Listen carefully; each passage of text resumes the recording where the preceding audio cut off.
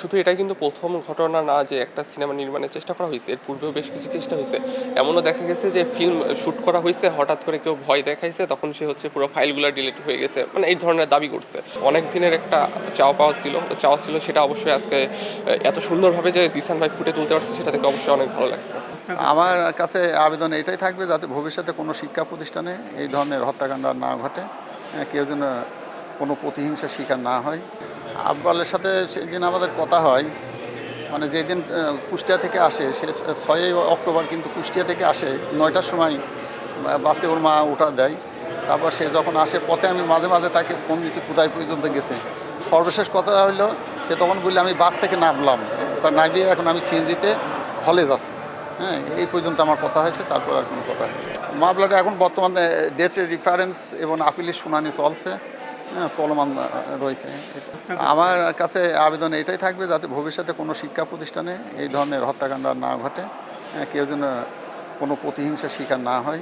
আমার কাছে থাকবে যারা হত্যাকাণ্ড ঘটাইছে তাদের যেন যে শাস্তিটা হয়েছে সেটা যেন বহাল থাকে, যাতে ভবিষ্যতে আর কেউ এটা দিকে শিক্ষা হয়, যাতে আর কেউ এই ধরনের ঘটনা না ঘটে।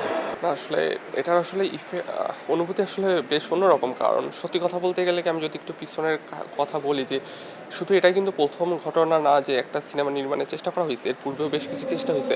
এমনও দেখা গেছে যে ফিল্ম শুট করা হয়েছে, হঠাৎ করে কেউ ভয় দেখাইছে, তখন সে হচ্ছে পুরো ফাইলগুলো ডিলিট হয়ে গেছে, মানে এই ধরনের দাবি করছে। তো এই জন্য আসলে আমিও প্রথম দিকে হয়তো ভাবছিলাম যে হয়তো এই ঘটনাটারও হয়তো সেই দিকে যাবে। ইভেন হচ্ছে ভাইও হয়তো এরকমের কথা বললো যে সেও কোনো জায়গা থেকে সহযোগিতা পায় নাই। তো তারপরও আসলে বলা যায় যে প্রায় 5 বছর ধরে অবশ্যই প্রথম থেকে একটা চাওয়া ছিল যাতে এই ঘটনাটা মানুষ যাতে না ভুলে যায়। আর এর জন্য আসলে সবচেয়ে উপযুক্ত প্রমাণ মনে করি যে এই ধরনের সিনেমা বা শর্ট ফিল্ম নির্মাণ। তো এই জন্য আসলে এটা বেশ অনেক দিনের একটা চাওয়া ছিল সেটা অবশ্যই আজকে এত সুন্দরভাবে যে জিসান ভাই ফুটে তুলতে পারছে, সেটা থেকে অবশ্যই অনেক ভালো লাগছে। ভাইয়ের সাথে আসলে লাস্ট আমার যখন কথা হয়েছিল যে ভাইয়া সকালবেলা মানে চলে যাচ্ছিল, তো তখনই আর কি ভাইয়া আমাকে বলছিল যে তুই তাড়াতাড়ি হচ্ছে, মানে আমি ঘুমাইতেছিলাম, তো যখন ভাইয়া চলে যেতেছিল আম্মু এসে আমাকে ডাকছিল, তো আমি বলছিলাম না, তখন ভাইয়াই বলছিল যে থাক, ওকে আর ডাকার দরকার নাই, হচ্ছে তুই তাড়াতাড়ি, মানে আমি তো ঢাকাতেই থাকতাম, তো বলছিল তুই তাড়াতাড়ি ঢাকায় চলে আয়, বেশি দিন হচ্ছে কুষ্টিয়ায় থাকিস না, পড়ালেখার ক্ষতি হবে।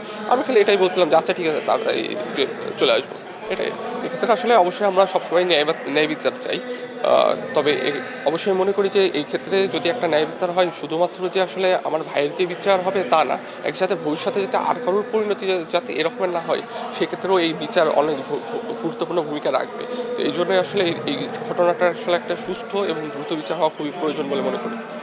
এটা আসলে ছিল সেদিন সকালবেলা, মানে 7 তারিখ, ভাইয়া 6 তারিখে চলে আসে, আর 7 তারিখ সকালবেলা ফজরের নামাজের পরে সম্ভবত আব্বু আম্মু আমাকে ডেকে এনে আর কি বলে যে দেখ, যে কে জানি কল করে বলতেছে যে ভাইয়াকে নাকি হচ্ছে, ভাইয়া নাকি অসুস্থ, হাসপাতালে নিয়ে গেছে, দেখ তোর কোনো রুমমেটের নাম্বার পাস কিনা।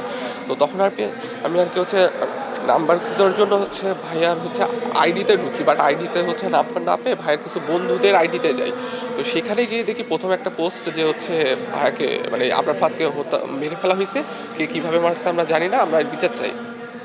তো আসলে এটা দেখে আসলে আমি লিটারালি হচ্ছে 2 পা পিছাই গেছিলাম, পাশে আব্বু দাঁড়াইছিল, মানে আব্বুকে বলারও সাহস হয় নাই, আব্বু নিজের পরে এটা করে বলছে কি কীভাবে হইলো, আর আম্মুকে বলাও লাগে না, আম্মু ওখানে কান্না শুরু করে দিয়েছিল, মানে আম্মু জায়নামাজের উপরেই ছিল, ওখান থেকে মানে সে না শুনেই আসলে বুঝে গেছে যে আসলে কিছু একটা এই ধরনের হয়েছে, সে চিল হাঁটবো। আসলে ওই দিনটা, ওই সকালটা আসলে খুবই, মানে এখনো আসলে মনে করতে চাই না আসলে ভাবে আর।